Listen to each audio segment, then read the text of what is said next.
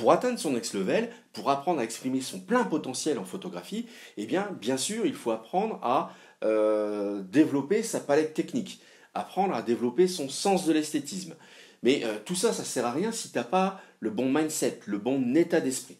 Alors c'est pour ça que moi sur cette chaîne, je te fais beaucoup de vidéos sur des points techniques de la photo, des vidéos sur la manière d'utiliser, d'apprendre à utiliser l'outil que constitue l'appareil photo.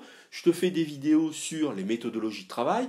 Je te fais des vidéos sur comment construire la valeur de sa photo. Et je te fais aussi des vidéos justement sur comment apprendre à développer le bon mindset, la bonne psychologie pour justement apprendre à mettre tout ça en synergie pour, encore une fois, fabriquer de la photo de valeur et apprendre à exprimer son plein potentiel, parce que c'est ça qu'on cherche à faire, nous, photographes. Alors, pour faire tout ça, eh bien, il faut développer des super pouvoirs. Hein. Ces super pouvoirs, ça concerne notamment le super pouvoir de se former. Mais ça ne suffit pas, il faut aussi et surtout développer le super pouvoir de fabriquer de la compétence. Parce que c'est ça, en fait, qui va nous permettre eh bien, d'atteindre le next level, justement. Alors, évidemment, aujourd'hui, on est dans un environnement où on a compris qu'on doit se former tout le long de notre vie. On doit se former tout le long de notre vie par nécessité, parfois, mais aussi par plaisir. Par exemple, à la base, la pratique de la photo, c'est quelque chose de ludique. Alors, il y a quelques années encore, eh bien, on disait souvent que les gens n'y arrivaient pas, c'est-à-dire n'arrivaient pas à atteindre leur objectif, hein, quel que soit le domaine, l'aspect de leur vie, ils n'arrivaient pas à atteindre leur objectif parce qu'ils n'avaient pas les bonnes informations. Moi, par rapport à mon âge, par rapport à ma génération, justement, on a grandi, on a baigné dans cette idée, c'est-à-dire qu'à un tel, il n'y arrive pas, c'est parce qu'il n'a pas les bonnes infos. Tu vois. Mais depuis quelques années, depuis une dizaine d'années, depuis en fait l'apparition des smartphones, depuis la généralisation des smartphones, c'est-à-dire que depuis que tout le monde en a un dans sa poche, on a compris que c'est faux. On a compris que c'est faux, mais parce que quelque part, virtuellement, dans notre poche, à partir du moment où tu as un smartphone, bien sûr, quelque part, tu as accès à toute la connaissance du monde, quelque part. Et donc, on a compris que c'était pas ça le frein. Et effectivement, c'est pas. D'ailleurs, il y a eu des tests intellectuels qui ont été menés là il y a quelques temps, qui ont démontré qu'en fait, que malgré que la population a accès de plus en plus simplement à une information de qualité de plus en plus grande, c'est pas pour autant que le niveau intellectuel augmente. Au contraire, bizarrement, on a constaté que c'est un peu l'inverse, que le niveau intellectuel a tendance un petit peu à baisser. Alors, si c'est pas l'acquisition d'informations qui fait la différence, c'est quoi? Eh bien, en fait, c'est le passage à l'action. Et dans la photo, c'est extrêmement frappant. C'est extrêmement flagrant, dans le sens où tu as deux types de photographes. Tu le sais, tu as le photographe geek, alors lui, qui accumule beaucoup d'informations, mais qui passe très peu à l'action. Et tu as le photographe que j'appelle alchimiste. C'est-à-dire que lui, c'est quelqu'un qui collecte des informations, mais qui surtout met beaucoup en application, teste beaucoup de choses. Et donc il se nourrit, il se construit à partir du résultat de toutes ces expérimentations. Donc finalement, on peut dire que si on veut construire de la compétence, et nous c'est un peu le but de cette chaîne, eh bien il faut surtout apprendre à explorer, à expérimenter des choses. Donc finalement, tu vois, la différence entre le photographe geek et le photographe alchimiste, eh bien, se situe au niveau du passage à l'action. Hein, c'est-à-dire que c'est ce qui me fait dire souvent qu'il y a une différence entre savoir et connaître. Tu vois, quand tu sais, eh bien, c'est-à-dire que par exemple, tu as accumulé beaucoup d'informations sur la photo. Alors, via des blogs, via des forums, via des pages Facebook, via même des bouquins, via des formations gratuites ou payantes, etc. Mais par contre, connaître, eh bien, c'est vraiment expérimenter, valider par l'expérience terrain des connaissances que l'on transforme en compétences. Alors, tu vas me dire que si ce qui distingue les uns des autres, c'est le passage à l'action, pourquoi est-ce que tout le monde ne passe pas à l'action? Eh bien, en fait, on ne passe pas à l'action tout simplement parce que on est habité par la peur de l'échec, par la peur de l'erreur, en fait. Et ça, c'est un héritage qui nous vient de notre formatage scolaire. Il est frappant de constater que, tu vois, nous les adultes, on a tendance à rester à l'intérieur de notre zone de confort, ça je vais y revenir tout à l'heure, Alors que les jeunes enfants, moi je vois, j'ai un petit bonhomme là qui vient d'avoir ses 1 an, eh bien à cet âge-là, ils sont en plein éveil, et donc eux, quelque part, ils cherchent qu'à une seule chose, c'est à étendre leur zone de confort. Et au contraire, tout ce qui à l'instant T attire leur attention, ils veulent absolument l'expérimenter, le toucher, voilà, tu vois, pour connaître un petit peu son fonctionnement.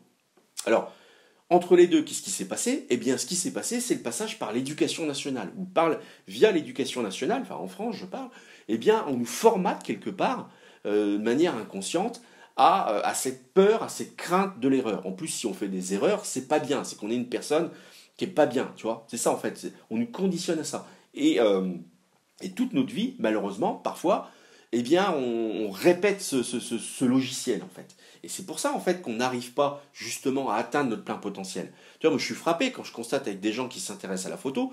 Alors, tu en as déjà, ils se mettent une première barrière parce qu'ils se disent que jamais ils sauront utiliser un appareil photo. Enfin, je parle d'un réflexe ou un mirrorless. Jamais ils sauront faire ceci, jamais ils sauront faire cela. Jamais ils sauront utiliser Photoshop. Jamais, ils se placent des barrières. Et tout ça, c'est un héritage de l'éducation nationale. Parce que dans l'éducation nationale, quand tu es en cours, c'est soit que tu connais la bonne réponse, il n'y en a qu'une, et à l'exclusion de cette réponse-là, tout est faux, tout est erreur, et donc tu es un mauvais. Et non seulement tu es un mauvais parce que tu connais pas la bonne réponse, mais en plus tu perturbes le cours, parce que tu donnes pas la bonne réponse tout de suite. Donc à un moment donné, on te conditionne dans l'idée que, un, faut que tu te taises, et deux, faut que tu te mettes au fond de la classe. Et il faut que tu te taises, il faut que tu restes bien au fond de la classe pour laisser la parole à ceux qui sont au premier rang, ceux qui habituellement connaissent la bonne réponse. Et nous, on est formatés là-dessus. Et à un moment donné, c'est ça qui nous empêche, qui nous empêche de croire qu'on peut réussir, qu'on peut aller de l'avant.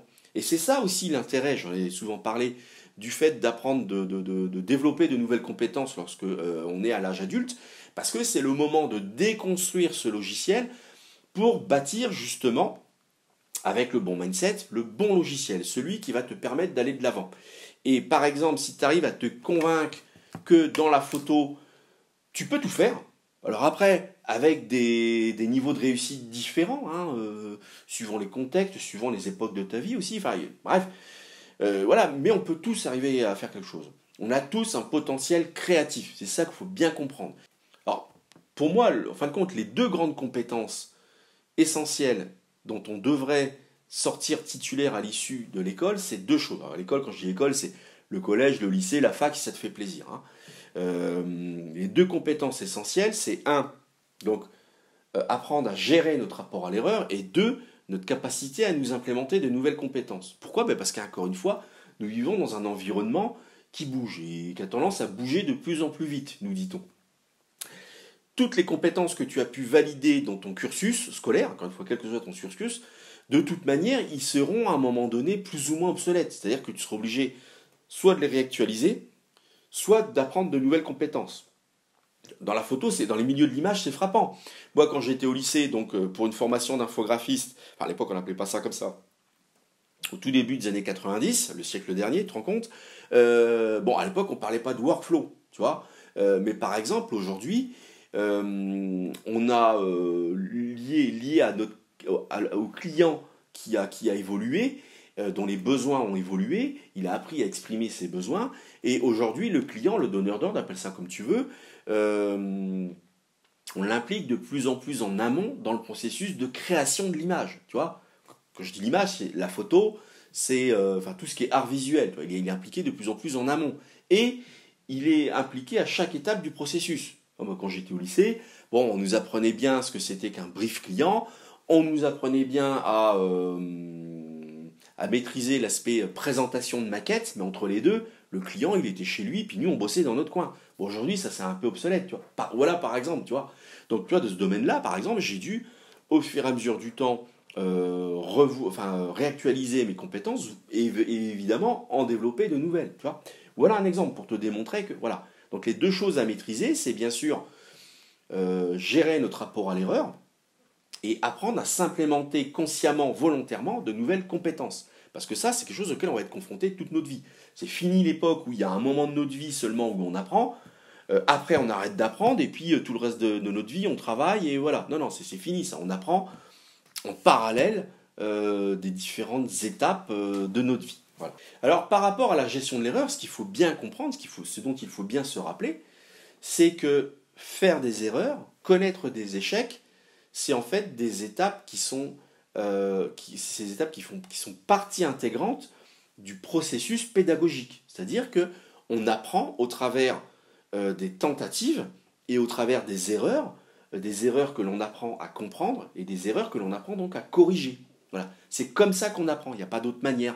En France, encore une fois, on arrive à un corps à être convaincu que on sait faire quand dès le premier coup on y arrive. Et si c'est pas le cas, ça veut dire que encore une fois, c'est pas pour nous. Tu vois, c'est quand même flagrant. Alors, non seulement l'erreur fait partie du processus pédagogique, mais c'est précisément au travers de nos erreurs que l'on apprend. Et d'ailleurs, quels que soient les aspects de notre vie, hein, là je ne parle pas que de la photo pour le coup. Enfin, tout le moins, tu peux le transposer aux différentes facettes de ta vie. C'est au travers, malheureusement, au travers de nos plus grandes erreurs que l'on a appris le plus. Je sais que des fois on a du mal à admettre ça, mais c'est pourtant la réalité. Et donc finalement, c'est ce qui me fait dire que, en réalité, l'erreur doit être recherchée. Parce que c'est au travers de l'erreur que tu t'enrichis le plus. Encore une fois, je sais que c'est un peu contre-intuitif, mais c'est une évidence. Et il faut se rappeler cette évidence. Parce que lorsque finalement on redonne sa juste place dans nos actes, dans nos actions à l'erreur, eh bien déjà ça nous permet déjà d'avoir un autre rapport avec celle-ci. Et c'est pour ça que je te dis souvent que dans mes vidéos que si tu veux apprendre 2 fois plus vite, eh bien il faut que tu fasses 2 fois plus d'erreurs. Hein. Je sais que certains qui me suivent, des fois, ont relevé cette petite phrase, mais c'est la réalité. Regarde, quand on apprend à conduire, il y a certaines erreurs, il faut les faire les plus vite possible pour apprendre à les dépasser le plus vite possible. Tu vois, par exemple, toujours pour rester sur cette idée là d'apprendre à conduire. D'ailleurs, je ne sais pas si tu as remarqué, souvent on se focalise sur une erreur en particulier et on fait abstraction du reste. Quand on apprend à conduire, alors on est obsédé par l'idée de ne pas caler, par exemple. Tu vois, alors tu peux griller un stop, tu t'en fous. Donc toi, ce que tu veux, c'est pas caler. Alors que bien sûr, au fur et à mesure du temps, une fois que tu as passé ton permis, que tu l'as obtenu, eh bien tu sais que même quand ça fait 20 ans, 25 ans que tu conduis, on continue à caler de temps en temps. Mais on a compris que ce qui doit nous... Enfin, on ne doit pas être paralysé par le fait de caler en bagnole. C'est ça le pire. Lorsque l'on cale, tout simplement, on doit relancer le moteur. Point barre. Et bien, les erreurs, c'est exactement la même chose. Il faut avoir exactement le même truc. Il ne faut pas être, comment dirais-je, obnubilé par ça. Il faut pas non plus être paralysé par ça. On fait une erreur, c'est normal. Ça fait partie du processus d'apprentissage. Il faut simplement apprendre à comprendre cette erreur et à la dépasser. Voilà, en gros, c'est ça. Ce que je veux préciser aussi dans cette vidéo, c'est que par rapport au rapport que l'on entretient à l'erreur, souvent on dit en fait que les gens qui ont réussi ont commencé par échouer et ont recommencé. Et moi, cette phrase-là, ça a été la clé en fait. Effectivement, les gens qui ont réussi, ils ont bien sûr connu toute une série d'échecs, ils ont connu en fait plus d'échecs que la moyenne, mais justement, s'ils ont réussi, c'est pour ça. C'est parce qu'à chaque fois, ils ont connu un échec et ils ont appris à dépasser cet échec. Alors après, par le fait qu'ils dépassent cette erreur, cet échec, ils étaient confrontés à d'autres difficultés qui leur faisaient commettre d'autres erreurs, d'autres échecs, à connaître d'autres échecs, et à chaque fois, ils apprenaient à les dépasser. C'est-à-dire qu'à chaque fois, ils passaient un palier.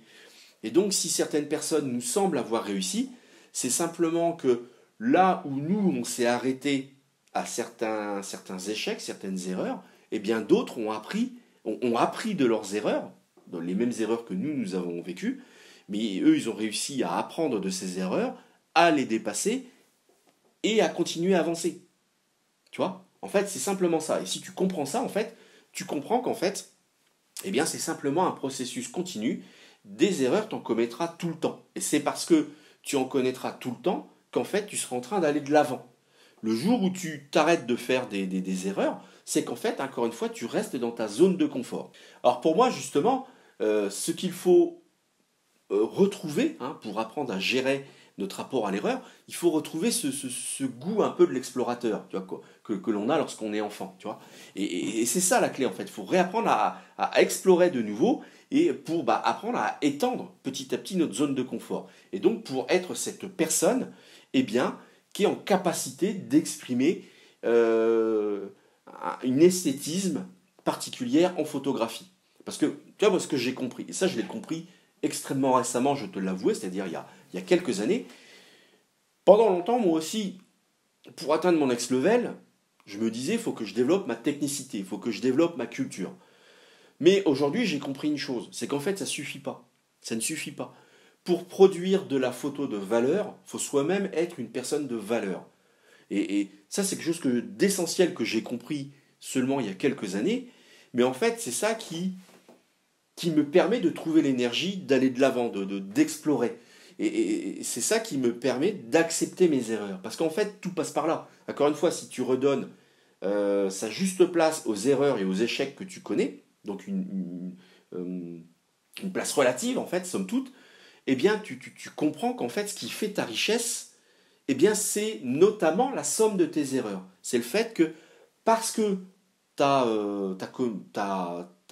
vécu différents échecs, tu as commis des erreurs, que tu t'es enrichi de ceci, et que donc ça t'a permis de devenir une personne plus riche. Et parce que tu es une personne plus riche, bien sûr, tu peux communiquer plus de valeur au travers de ta photo. Tu fais pas de la photo de valeur parce que enfin, ouais, de la photo intéressante et donc de la photo de valeur comme ça, par la grâce du Saint-Esprit. Non, ce que tu arrives à communiquer, c'est une partie de toi-même.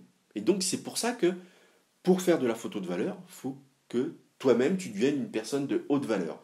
Et pour devenir une personne de haute valeur, eh bien, il faut que tu explores le maximum de choses. Il faut que tu aies étendu ta zone de confort au maximum. Alors là, dans cette vidéo, je vais essayer de mettre en application ce dont je te parle. Alors pour la première fois, je vais utiliser mon iPad pour justement un peu te parler de la zone de confort. Alors j'ouvre l'application qui va bien. Voilà, allez, c'est parti. Donc je disais donc notre zone de confort, donc c'est notre environnement, notre mode de pensée, notre façon de faire habituelle. Donc on va dire c'est cette zone blanche là ici, hein. Donc zone de confort. J'essaye de bien écrire sur mon iPad. Alors, au-delà de cette zone de confort, qu'est-ce qui se passe? Eh bien, là, il y a la zone de challenge. J'essaye de faire un rond qui n'est pas trop dégueu. Voilà.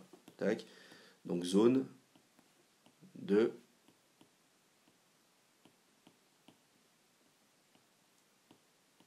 challenge. Voilà. Alors, au-delà de cette zone de challenge, eh bien, il y a une autre zone, qui est la zone de panique. Donc, je la matérialise ici en rond, en rouge. Hop. La zone de panique. Voilà. Alors, lorsque tu veux développer tes compétences, tu as des points ici, tu as des points techniques, des savoir-être à développer, etc. Voilà. Et puis bien sûr, voilà, ça s'étend. Hein. Alors, tu vois, il y a des points qui sont plus ou moins proches, hein, plus ou moins proches de ta zone de confort. Là ici, évidemment, c'est facile d'étendre ta zone de confort pour englober ce premier point. Alors, on va dire ce premier point, par exemple, ça peut être le fait de passer à l'action pour acheter ton premier appareil photo. Par exemple, tu te dis, tiens, ça fait longtemps, enfin, je me suis toujours intéressé à la photo, j'ai toujours voulu apprendre la photo. Eh bien, le fait de passer à l'acte, de s'acheter un appareil photo, et donc finalement bah, de l'intégrer à son environnement, et donc voilà, d'étendre sa zone de confort. Voilà, par exemple, un premier point. Après, en deuxième point, tu peux, bah, justement, vu que tu l'as chez toi, tu l'as à la maison, eh bien, tu peux commencer à, j'allais dire, à trifouiller dans ton appareil photo. C'est ce qu'on a tous fait, hein, je veux dire, à un moment donné, surtout lors de l'achat de son premier appareil photo. Donc, apprendre, par exemple, eh bien, un peu comment ça marche, c'est-à-dire comment on l'allume, comment on l'éteint, comment on change les objectifs, comment on change les batteries, comment on charge les batteries, comment on insère les cartes mémoire, comment on vide les cartes mémoire sur son ordi, quelles sont un peu les différentes fonctionnalités sur l'appareil photo, même si on ne les comprend pas tous, admettons. Voilà petit à petit comment on étend sa zone de confort. On y va par étapes. Et, euh, et donc c'est comme ça qu'on étend sa zone de confort. Petit à petit, la zone de confort englobe ce qui constituait précédemment la zone de challenge. Par exemple, zone de challenge, par exemple, maîtriser suffisamment mon appareil photo pour faire de la photo de base un peu, enfin voilà, ou commencer un peu à chercher à faire de la photo un peu, un peu originale, tu vois, voilà. Et c'est comme ça que petit à petit, on étend sa zone de challenge. Et donc, ce qui constituait précédemment sa zone de panique devient en fait la zone de challenge. Et bien sûr, à chaque challenge que tu réussis à, à, à surmonter, appelle d'autres points de défi, si tu veux, tu vois. Voilà. Donc, ça pour te dire que ta zone de panique, bien sûr, elle peut s'agrandir au fur et à mesure, bien sûr, que s'étend ta zone de challenge ou ta zone de confort. Alors, par exemple, si tout au début, tu te disais, ouais, tiens, moi, je me suis toujours intéressé à la photographie, mais je me suis voilà, pour différentes raisons, bah voilà, je me suis jamais acheté un appareil photo. Enfin, quand je parle d'un appareil photo, c'est genre un réflexe, un mirrorless ou un compact expert. Enfin, tu vois, quelque chose d'un peu pointu si tu veux. Bon, bah, tu peux, si t'as pas fait encore cette démarche, tu peux pas directement passer au stade je suis un photographe qui fait des expositions. Voilà, il y a un trop grand gap entre le passage à l'action de s'acheter son premier appareil photo et le fait, par exemple, de monter sa première exposition, ou pourquoi pas même de commencer à vendre ses premières prestations, hein, pour ceux qui, à un moment donné, ça leur apparaît comme étant un challenge, justement, de monétiser leurs compétences, tu vois, chose que, par exemple, ils n'avaient pas prévu tout au début de leur pratique photo. Pour moi, c'est mon cas. Hein. Voilà, tu vois, mais on procède par étapes. Donc finalement, tu vois, ça doit être un peu comme des sauts de puce. C'est-à-dire que lorsque tu es dans ta zone de confort, lorsque tu es ici, tu fais des sauts de puce, tu vois, quelque part, entre chaque point, qui constitue un peu comme une mini-victoire et qui te mène comme ça à aller de l'avant, tu vois. Et donc l'idée, tu vois, encore une fois, c'est de créer une dynamique, d'être dans l'action, d'aller de l'avant. C'est pour ça que je dis toujours que ce qui est important, c'est d'aller de l'avant. Parfois, dans notre parcours, des fois, on a le sentiment de faire des grands pas et des fois, on fait des plus petits pas. Oui, mais en attendant, on continue à aller de l'avant. Et à un moment donné, quand on se retourne, quand on examine un peu le trajet que l'on a effectué, je sais pas, depuis un an, depuis 6 mois, depuis 2 ans, depuis 3 ans, enfin ce que tu veux, eh bien, on constate notre progression, tu vois. Voilà. Donc, faut être comme ça, il faut s'inscrire dans une dynamique. Tu vois, à chaque fois, il y a toujours un petit challenge, un petit point qu'il faut chercher à acquérir. Hein. Et donc, c'est pour ça, c'est aussi lié à ce mindset-là que tu apprends à organiser ton temps, à organiser tes priorités. Parce que tu n'as pas beaucoup de temps, comme je te disais récemment, eh ben, tu te fixes des petits challenges, tu vois. Voilà. Donc voilà ce qu'il faut comprendre en fait. Donc, je me répète, donc zone de confort, hein, notre environnement habituel, zone de challenge, ce qui est un peu à notre portée. Bon, c'est quand même conditionné par un effort justement, un effort d'acquisition de compétences, donc lié à un effort d'auto-formation. Et après, donc, ce qui est à l'extérieur de cette zone de challenge, donc c'est la zone de panique. Mais alors, ce qu'il faut savoir, c'est qu'il y a une quatrième zone. Et donc, cette zone, elle se situe en fait entre la zone de challenge et la zone de confort. En fait, cette zone, elle n'est pas très étendue. Hein, elle est mince comme une feuille de papier, si je puis dire, ou mince comme l'épaisseur d'un trait de crayon. Eh bien, en fait, c'est la zone de résistance. Donc, la zone de résistance, c'est très important parce que elle n'est pas très épaisse,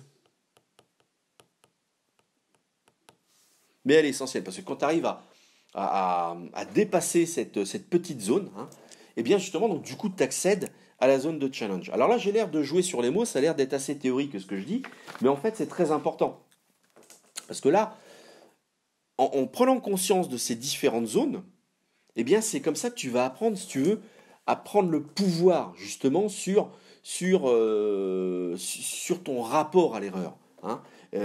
Et donc finalement, ton rapport à l'erreur, enfin la façon dont tu prends le pouvoir sur ton rapport à l'échec, sur ton rapport à l'erreur, eh bien en fait, c'est de comprendre qu'à un moment donné, il faut par exemple réussir, ne serait-ce que, par exemple, à identifier les symptômes de l'évitement, c'est-à-dire tout ce qui contribue à nous faire rester dans notre zone de confort.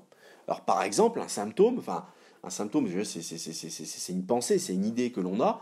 Par exemple, l'argument souvent que j'entends, c'est ouais, j'aimerais développer mes compétences, mais j'ai pas le temps. Voilà, ça c'est un symptôme qui quelque part contribue à nous confiner dans notre zone de confort et donc à pas explorer notre zone de challenge. Parce qu'en fait, c'est ça, une zone de challenge, ça s'explore en fait. Alors donc il y a le fait de dire que j'ai pas de temps, le fait de dire bah, je me mettrai, alors admettons que tu veuilles devenir portraitiste, je me mettrai au portrait quand j'achèterai tel objectif, parce que j'ai lu sur tel blog, sur tel forum qu'il faut idéalement tel type de focale fixe, par exemple. Voilà un symptôme, voilà, alors qu'en fait, c'est un 18-55, hein, ça t'empêche pas de commencer à explorer, encore une fois, ce challenge que constitue le fait de créer de la compétence pour devenir portraitiste. Un autre symptôme, c'est ouais, moi, je suis perfectionniste. Donc, soit que je fais les choses très très bien, parce que à hauteur de ce que j'estime être très très bien, ou soit que je fais rien du tout.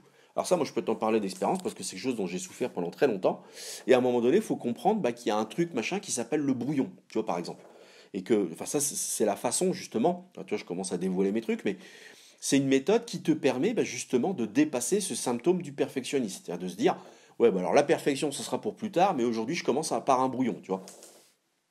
Alors, aussi, il y a un autre symptôme dont on entend beaucoup parler, c'est le syndrome de la procrastination intelligente. C'est-à-dire de dire, enfin, de se trouver tout un tas d'excuses, tout un tas d'arguments qui peuvent être en soi viables, justement pour, encore une fois, s'empêcher, s'interdire d'explorer notre zone de challenge. Et là, encore une fois, si tu veux, tout ça, ce sont des symptômes qui nous empêchent, encore une fois, de dépasser cette zone de résistance. Parce que là, quand on parle de procrastination intelligente, de manque de temps, de manque de matos, de syndrome du perfectionnisme, syndrome de l'imposteur aussi. Bon, ça veut dire qu'on est englué dans la zone de résistance. C'est-à-dire qu'on se trouve tout un tas de raisons pour pas explorer, j'allais dire, le champ des possibles, tu vois, encore une autre expression à la mode, mais enfin, c'est ça en fait, tu vois, il y a tout un tas de choses dont on peut explorer, tu vois, même de manière imparfaite, mais encore une fois, chaque petite chose que tu explores contribue à étendre ta zone de confort, en fait. Alors, si tu veux, moi, ce qui m'a donné aussi l'idée de cette vidéo, c'est que récemment, quand j'arrête l'enregistrement, récemment, je regardais, je crois que c'était le championnat du monde d'athlétisme là, et en fait, j'écoutais les commentateurs, et donc c'est les Jeux du monde d'athlétisme, et en fait, j'ai trouvé que en les écoutant parler, on a beaucoup à apprendre en fin de compte de la pratique du sport, par exemple d'athlétisme, au niveau. Pourquoi? Parce que je me souviens que à un moment donné, je regardais les épreuves de saut à la perche. Parce que j'y connais rien, mais enfin. Et ce qui m'a frappé, c'était la manière dont on présentait les choses. Alors, si j'ai bien compris le truc, chaque athlète a le droit à 3 essais. Et au cours de chacun de ces essais, il mène une tentative. C'est-à-dire, c'est lui-même qui décide de mettre la barre, lui et son coach, je suppose, de mettre la barre à telle hauteur. Donc, admettons que, idéalement, l'athlète aimerait bien passer la barre alors je sais pas du tout, hein, admettons les 3,15 m, et il se dit, tiens, je vais commencer, lors de ma première tentative, mon premier essai, à faire une tentative à 3,10 m, tu vois. Alors s'il arrive à passer la barre sans la toucher, sans la renverser, il va faire un deuxième essai où il va ce coup-ci faire une tentative à 3,12 m par exemple. Et s'il arrive encore une fois à passer la barre sans la renverser, il va faire un troisième essai où il va faire une tentative à 3,15 m, tu vois. Et je trouve qu'au travers de ça, mais c'est un peu le bon vocabulaire pour apprendre, encore une fois, à explorer sa zone de challenge.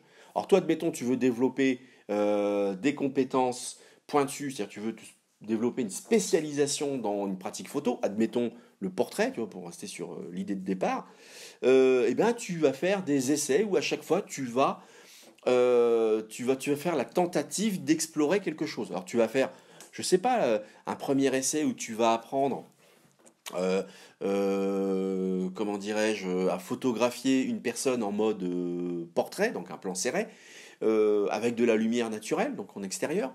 Après, tu peux faire un autre essai où tu vas faire une tentative où tu vas apprendre à gérer l'emploi de flash studio, un flash studio par exemple. Et après, tu vas refaire un troisième essai plus tard où tu vas faire une tentative où ce coup-ci tu utilises, admettons, 3 flashs studio, tu vois. Voilà. Et c'est avec cette méthode que tu vas construire un petit peu ta roadmap, si tu veux, de progression pédagogique. Parce qu'encore une fois, encore une fois, on progresse, on étend. Tu vois, on étend sa zone de confort, on progresse dans l'acquisition de ses compétences. On passe pas de but en blanc. Tu vois, on passe pas du level 0 au level 10, tu vois, par exemple. Et toujours pareil, pour rester sur le comparatif avec un championnat du monde Y de sport, hein, parce que ce soit du foot ou de l'athlétisme ou du rugby et ou du basket, c'est toujours des athlètes de haut niveau dont il s'agit. Bon, bah, il y a une différence entre, on va dire, le basketteur qui s'appelle Dupont, qui précédemment jouait en pré-national, tu vois, en France, à ce même Dupont qui, je sais pas, admettons, 2, 3 ans plus tard, est sélectionné en équipe de France et joue au championnat du monde de basket, par exemple. Ce que je veux dire par là, c'est que chaque championnat, pré-national, national, Europe, monde, bon bah ça ce sont des expériences, tu vois. Et donc ce que je veux dire par là, c'est que par rapport à la pratique photo, eh bien à un moment donné, tu peux expérimenter l'état de photographe amateur, dans le bon sens du terme. Tu peux explorer l'état de photographe qui propose sa première exposition.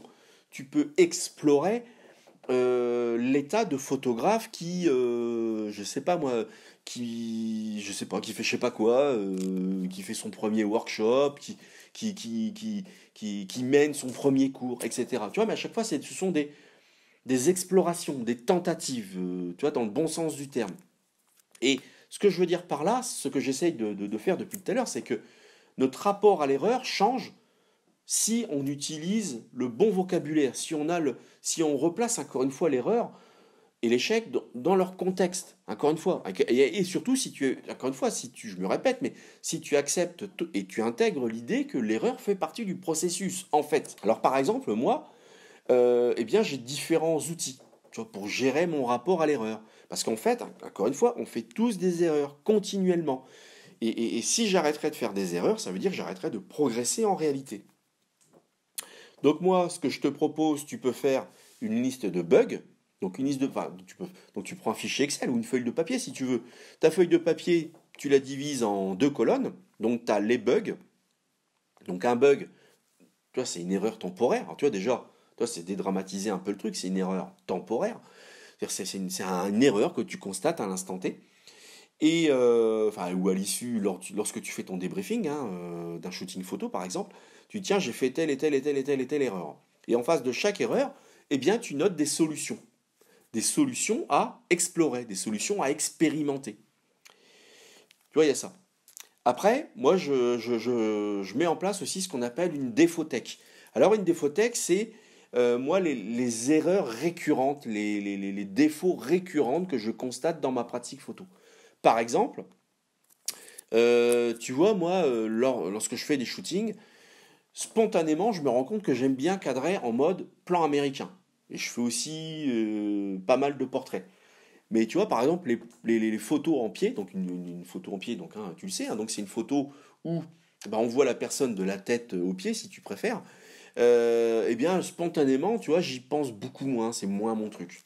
Alors, pour ce faire, lié à ce défaut, donc ce défaut récurrent dans ma pratique photo, par exemple, lorsque je demande à une personne de prendre une pause, eh bien, je commence précisément par faire un plan en pied. Après, je me rapproche, je fais un plan américain et après, je fais un portrait, cadré plus ou moins serré. Mais tu vois, en pratiquant de la sorte, eh bien déjà, j'ai trouvé une méthode simple en fait que j'applique systématiquement. Tu vois. Voilà par exemple, et donc voilà, tu utilises dans ta défautech, encore une fois, comme la liste de bugs, eh bien, les défauts que tu constates dans ta pratique photo. Et puis à chaque fois, dans la colonne d'à côté, tu imagines des propositions de solutions à expérimenter. Et donc, bah après, voilà, tu valideras après la bonne solution. Hein, parce que c'est ça en fait. En fait, ce qu'il faut comprendre dans l'erreur, faire des erreurs, c'est normal, mais ce qui n'est pas normal, c'est de faire sans arrêt les mêmes erreurs. Hein. Donc en fait, faire une erreur, c'est normal, mais ce qui est normal après, l'étape d'après, c'est d'analyser son erreur, de comprendre son erreur et d'imaginer et de mettre en place une solution corrective.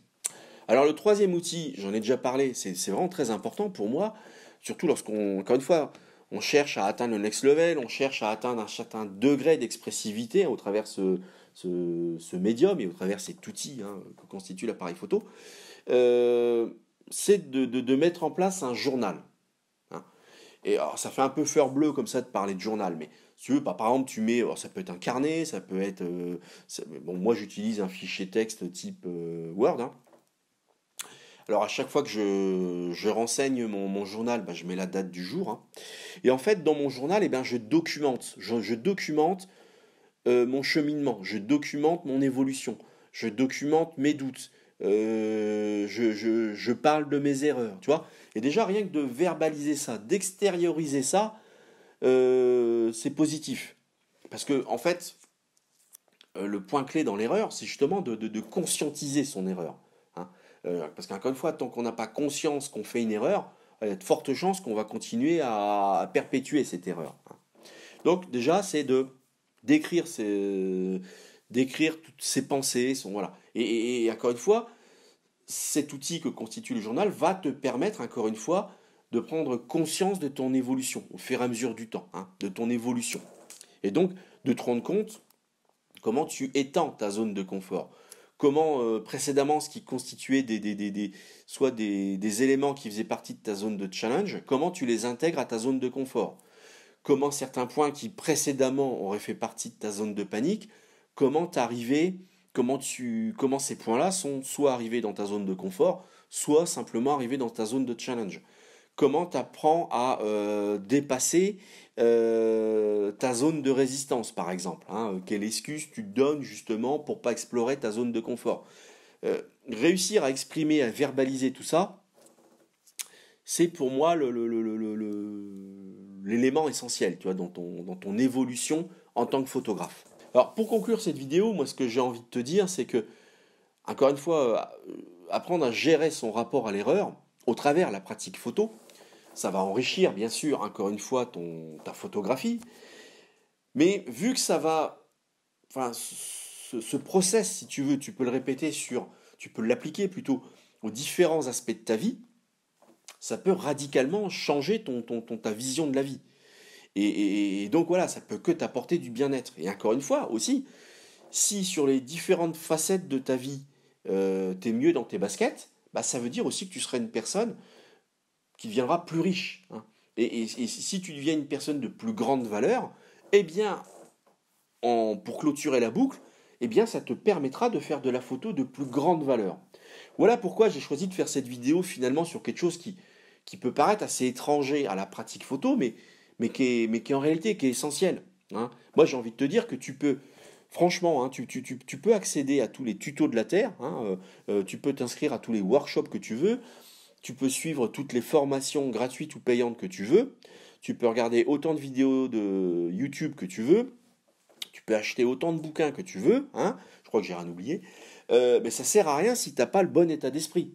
Si tu n'as pas le bon état d'esprit pour, à partir de toutes ces informations, de toutes ces connaissances, si tu n'arrives pas à faire levier au travers un passage à l'action.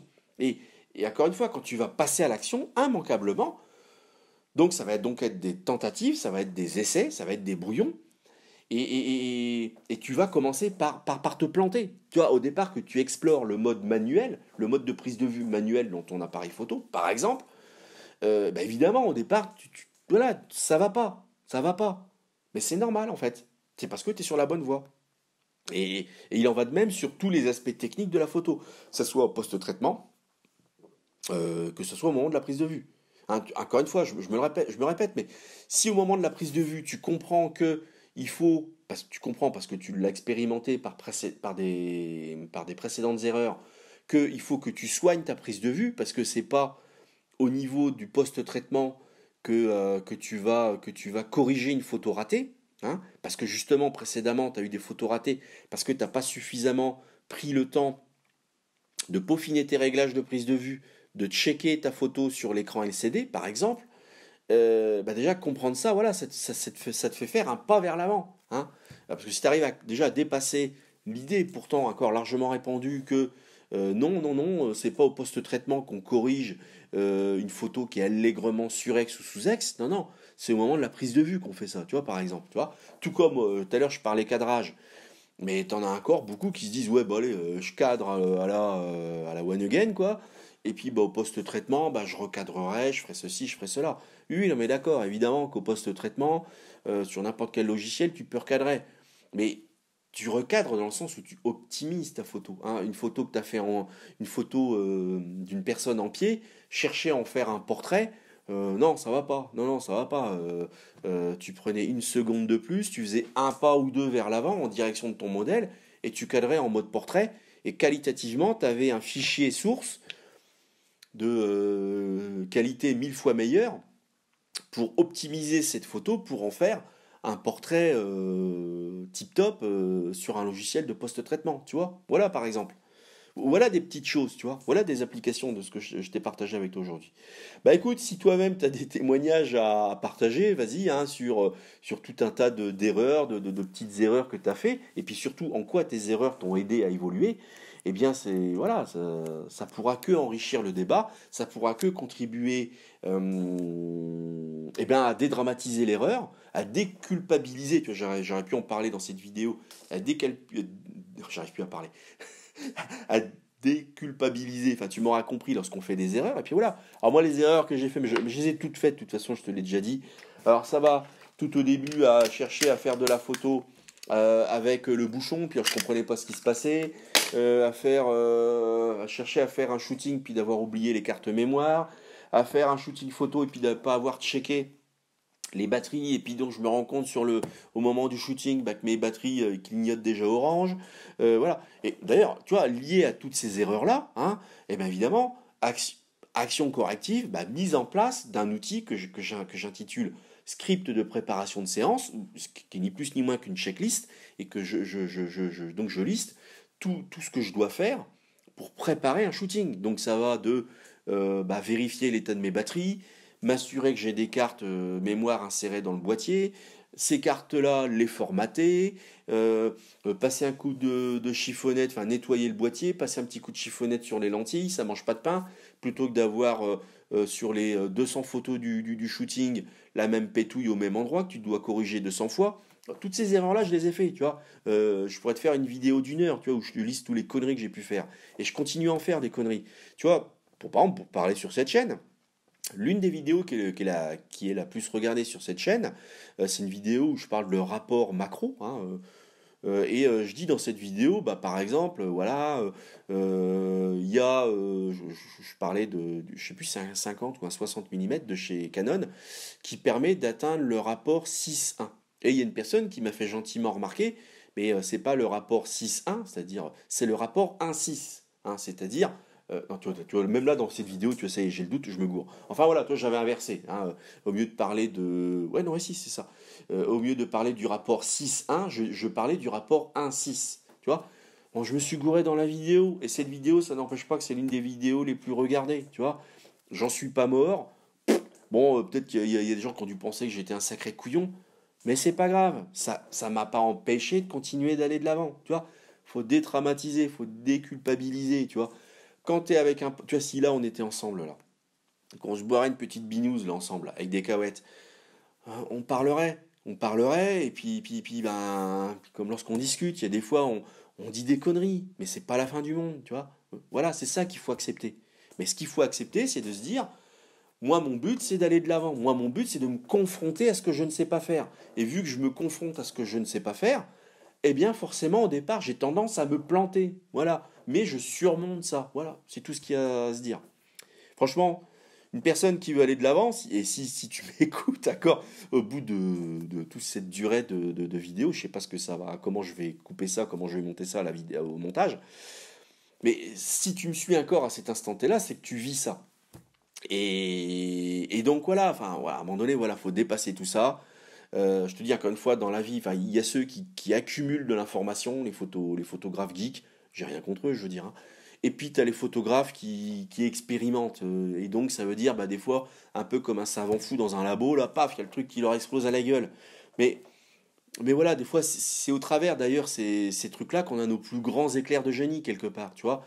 Moi, c'est parce que au sortir d'une expérience professionnelle, j'ai voulu pour la première fois me mettre à mon compte et que je me suis planté lamentablement pour différentes raisons, et bien que ça m'a aidé à réaliser tout un tas de choses. Et aujourd'hui, la personne que je suis, c'est dû principalement à cette gamelle que je me suis prise. Et comme tu vois, je suis pas mort, tu vois. Voilà. Alors toi, comme d'habitude, évidemment, tu continues à aller de l'avant, tu continues à expérimenter des trucs. Bien sûr, vu que tu vas explorer donc du coup ta zone de challenge, bien sûr tu vas te gameler, tu vas te planter, tu vas te ramasser, appelle ça comme tu veux. Mais c'est normal, ça fait partie du processus. Il y a pas, il y a- Tu peux pas y couper, c'est comme ça. Et puis bien sûr, bah, tu vas te relever, et là tu vas atteindre ton next level. Et une fois que tu vas atteindre ton next level, bah, je vais te donner un scoop, et ben il y aura un autre next level qui va t'attendre. Et c'est reparti pour un tour. Et voilà. Mais c'est pour ça qu'il faut apprendre à vivre avec l'erreur en fait. Mais parce que voilà, c'est comme ça qu'on atteint notre next level. Bah nous, en attendant, bah, on se dit à bientôt dans une prochaine vidéo. Allez, salut, à bientôt.